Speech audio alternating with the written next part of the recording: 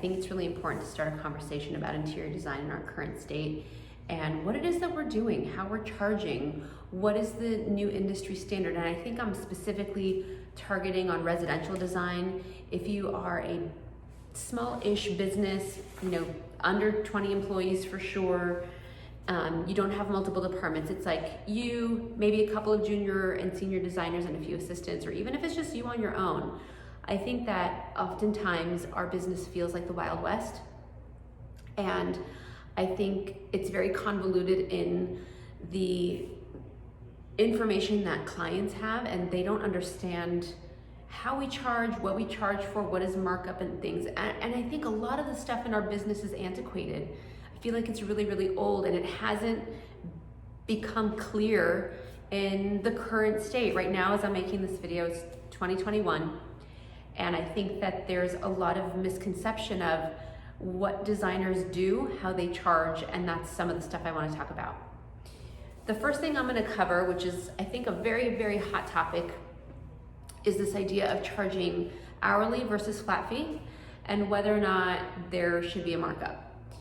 Actually, I'm going to start with the latter part, which is the markup part, because I think that this word markup came from over 50 or 70 years ago, when there used to only be a design center. There was definitely no Target that had a giant section in the middle of it with home accessories and home goods that people had access to. There was basically, you had a home that was very, very simple, and you probably had hand-me-downs from your grandmother or grandfather's house, whatever, and you lived with that and that was fine. Or you were extremely wealthy, you had a designer who probably shopped either around the country or around the world and brought things to America or to wherever your home is, decorated it for you, for lack of a better word, and you accepted whatever things cost. And that sort of evolved into more city people and even middle-class people wanting to have a designer or a decorator. But again, it was still the people who had access to things like fabrics or custom goods. It was, they were designers. Otherwise, housewives were going to Sears and trying to buy their own furniture or something like that.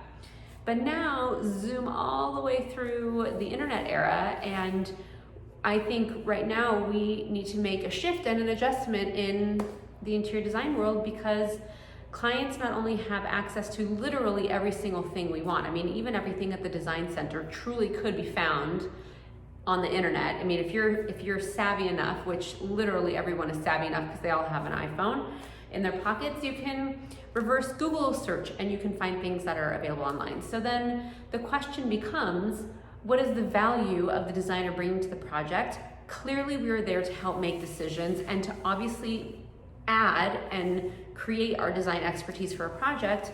But once the creativity is executed from our brains to a set of plans on the job site, the part about ordering things and the part about procuring items to arrive at the job site is the very, very small minutia of what we do that becomes very convoluted and confusing, I think, right now.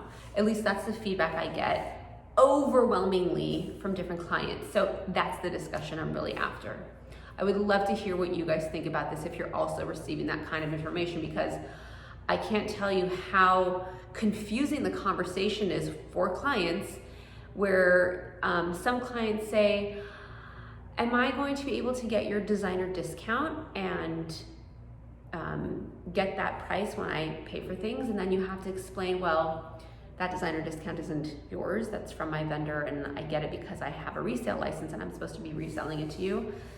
It's a little confusing because clients can go online right now, and retail places are not only offering free interior design services, but they are really, if you kind of put in a little bit of extra work, they'll offer 20% off and they'll offer 30% off. And people think it's just a click of a button now that everything gets put into a shopping cart online, that the procurement fee isn't that, or the procurement process isn't that complicated unless you're doing custom stuff. But again, there are places online where you can buy custom drapery. You can even send them your own fabric, COM, and still have custom drapery made. I mean, there's all kinds of things that are available online right now. And I'm not knocking that part of the industry. I think we have to mold and grow with it and justify that part of the process and what we do, because there's a big gap between the design phase and putting together ideas, and then the execution of all of that, getting it to the residents, let's say, and installing it and making it complete. So where do we go with that? I think it's a really interesting question. The way that I've seen it and how I've addressed it over the last few years is I explain to my clients that there's the design phase of what we do, yes, but procurement is a process. Procurement is the ability to take things off of your plate.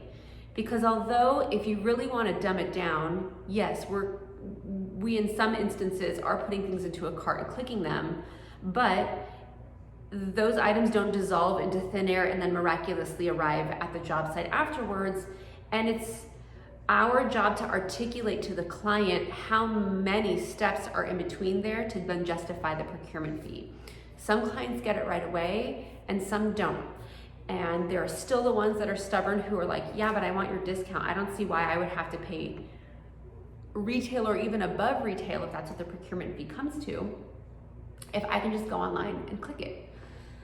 So it's a struggle a little bit. It's a struggle because also it's not universal in our industry. Every single designer that a client may speak with does it a little bit differently, which I find fascinating because I don't think other industries have that. If you're hiring a realtor, you know that there's going to be between a 5 and 6% fee that the realtor is going to take, and that's across the board. It's just, that's the industry. You don't go to your plastic surgeon and say, I understand I have to pay you for your labor to inject me, but on the actual material cost, am I going to get your cost? Like, what is your cost and how much is your markup? It just doesn't seem like it happens in any other industry, am I right? So it's very, very frustrating, and I feel like because it's not universal in our industry, clients don't know what to expect, and that's why it feels like the Wild West. And so part of why I'm starting this series is to help solidify a new normal for our industry. And again, I'm focusing in on residential for now. I do commercial work as well. We might dive into that in some other point in time, but I would love to focus on that at the moment. I plan to have many conversations about this. This is just the first of many. I'd love to hear everyone's feedback because I think it's a really, really important and interesting topic to talk about.